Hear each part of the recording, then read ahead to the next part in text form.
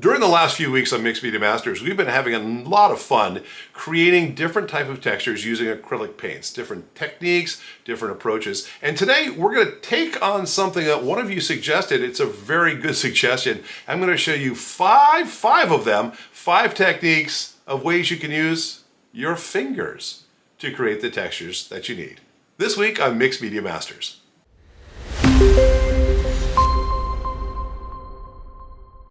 Hello makers and welcome to Spectiva Studios. If it's your first time here, then really happy to have you here. Please hit the subscribe button if you like learning about painting and creating artwork and mixed media of all sorts. We have a lot of great stuff for you. Now, as promised, today, based upon a reader suggestion, a viewer suggestion, I'm going to show you 5 different things we can do from a texture standpoint in painting using just our hands. Yeah, this is hands only, not hands-free at all. So let's start with the first technique, which is fairly basic. You'll see I have I'm working with a standard 6x6 inch piece of heavy-duty watercolor paper, just as a proof of concept, something for us to work on here on my art table. And I'm gonna grab my finger, and this first approach, I'm going to use it pretty much like a paintbrush. Now again, you should have something to wash your hands, not to be too far away from the sink if you need it. I'm using one of my best friends here. Yeah, a roll of paper towel. And hopefully, I don't get any paint on my lovely shirt, but if I do, who's going to notice, right? So this is a good thing. This is like camo for artists right here. But I'm going to come in here and I'm going to just pick up a little bit of paint with my finger. And again, what I do with this is entirely up to me. I'm going to use it and direct it the same way I would if I were working with a paintbrush. Now, there's going to be a slightly different approach, and maybe in between clean my paintbrush off with a paper towel here. But let's come in here and let's create a few different possibilities of what we can do artistically. I'm going to work with just some basic shapes because that's going to be the easiest things to work with. How about this teal color here? And I'll do a little something in here as well. There we go. Now I can probably do something other than just ovals. Let's see if we can do something that's a little bit more squared off, and we'll do that. And I'll be honest, the human finger is not as sharp a tool as a palette knife or even a paintbrush if we want to make some really tight corners. So everything we do is going to be a little soft no matter what. Let's get some red in there because we can kind of create a line to connect everything together here. We'll swing around here. And we'll pop up here. And again, I'm leaning away from this being the finest piece of artwork I've ever created. It is finger painting, but it is also something that allows us to create just a look and feel. Now, I'm not saying it's always going to come in handy to throw your paintbrush down and say, all right, fingers, let's go. But if you want to get something that is a little bit more of that kind of soft effect, and it gives you an opportunity also to blur and blend colors very easily, right? Because you can also, you can feel it. You can kind of feel where the paint is and where it isn't and work that way. So there's a bunch of cool things that we might be able to do using this technique. So to kick it off, our first technique is, using your fingers in essence as a paintbrush. Now, let's take a look at our second finger technique. Now for technique number 2, we're going to work with, first of all, I've put down some protective sheeting here on my art table because we're going to do something that's going to be possibly a little bit messy. And that is I have 3 different ramekins here with different colored paints in them. And these paints have been watered down a bit to make them much more flexible, as it were. And what I'm going to do with my fingers is something we've done recently on this channel. But I'm going to come in here and dip my fingers into the paint. And then I'm going to flick my fingers at my paper. So again, I might drip off a little bit, and then we're doing a spattering effect here. And again, I'm going to make sure I have a paper towel to to work on here between courses. I may need to scrub my fingers later. Let's do the same thing with this little bit of purple in here. And again, kind of drip off, and then we're going to create a spatter effect using just our fingers. That's looking pretty nice, actually. I'm not gonna lie, not so bad. And let me get, again, without getting paint all over myself and everything else, let's do the same thing. We have some red here, which will drip off, and bump, bump, bump, bump, bump. Oh, that's kind of nice. And again, the hardier the flick, you get some pretty interesting trail effects in there as well. Now, I could probably drop in additional colors, but again, this is really more of a proof of concept style piece. Let me get some more of the lighter blue in here. Again, we can come back and blend things on top of things we've already put down if we need to, and get an overall effect. But once again, the objective here is to share with you one of these texturing approaches, and being able to use your fingers from a flicking standpoint creates a really cool spattering effect that's going to be really handy with a lot of stuff we're doing. Now again, if you're working with a canvas, let's say you're painting on a canvas, being able to have something that you can flick at the canvas and create this kind of speckled effect could be incredibly, incredibly interesting. Anyway, that is texture number 2, using just our hands. Let's go and look at texture number 3. Now our third approach is actually more of a painting approach than it is a texture as such. But what we're going to do is, again, I have just a sample piece of paper to work on and my now paint-covered digits here, which we're going to work with. And this time what I want to do is I want to work with the tips of my fingers, and as I dip them into the paint, I want to be able to get basically a dot of paint on the tip of my finger, and I'm going to approach it almost as if I'm doing a pointillism type of painting, in which I'm going to be using the tip of my finger to come in and leave dots on the piece of paper that I'm working on. Now these dots are going to vary in size depending on how hard I press onto the paper. If I'm just barely touching it with the paint, then it's going to be smaller, and if I give it a bigger push, then it's going to be bigger. And the objective here, once again, is just how can I use these different dots of paint if I also use other colors. Let's drop some red in here, for example. And, we'll pick up some of the areas where the blue isn't initially. Now, what would probably work best here is once we put in a color like blue, let it dry. And then when we put the red in, we can be able to, in some cases, cover over where the blue is without necessarily making purple happen. And just an opportunity to, we'll get some yellow in here, we'll get some basic primary colors. That's what we're working in here. And this can just be a really fun way to fill in a space.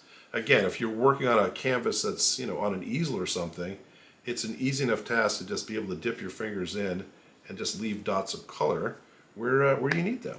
And in this case, if we mix them all up, we can create something that's really kind of interesting from an effect standpoint. Now, I'd go a lot deeper to this in that, I would want to make sure that I figured out what kind of blend of colors, if we stand back from our painting, the red and the yellow or whatever colors we're going to be using are going to reveal. And again, I'd put down a layer and then wait for it to dry and then cover it up with other things to create a more interesting effect. But proof of concept, that's what we're going for right here. So fingertip pointillism is really what we want to be able to do here, and being able to work with dots. Now let's take a look at technique number 4. For our next technique, it's going to be a variation on our fingertip painting, but this time we're going to go a little bit deeper into the finger itself. Let me show you what I'm talking about. I have my piece of paper set up. Also, I'm working with a transparent sheet of plastic. This actually was part of a picture frame. I just didn't need the plastic in it, so I took it out. But I'm going to use this as a workspace here, and what I want to do is I'm going to lay a little bit of my paint down on it, like right there.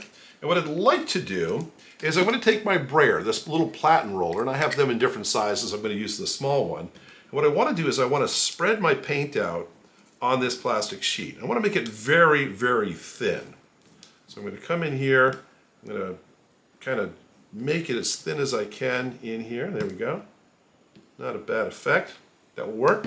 And then what I'm going to do, I'm going to take my finger again, but this time I'm going to press it into the paint, and I'm going to pick it up because I want to be able to create paintings or effects using my fingerprint. So I'm going to come in here and again fingerprint myself, as it were.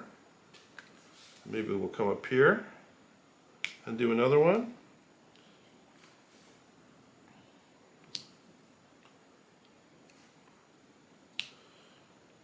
Now, my recommendation is don't create lots of artwork with your fingerprints on and then go rob a bank. That would probably be a bad idea. And maybe just as a point of concern, don't rob a bank. How about that? So you don't have to worry about it. No guilty conscience, and your artwork won't suffer as a result.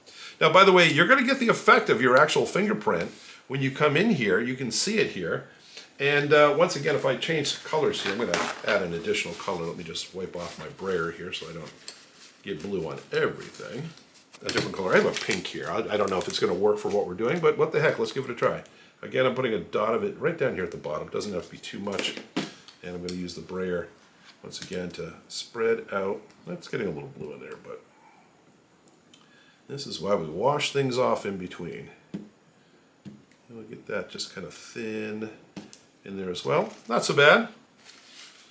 And then once again, finger, which is a little blue right now. I'm going to pick up some of the pink, I'm going to drop it in here, and I can start to overlay it on some of the other things I've already created.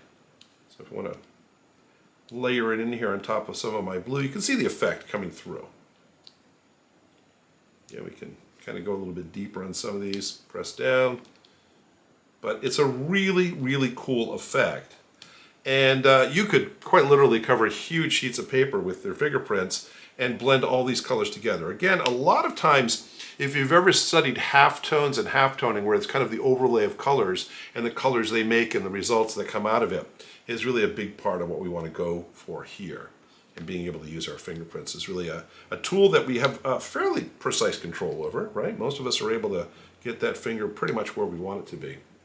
And it's going to make things a lot easier.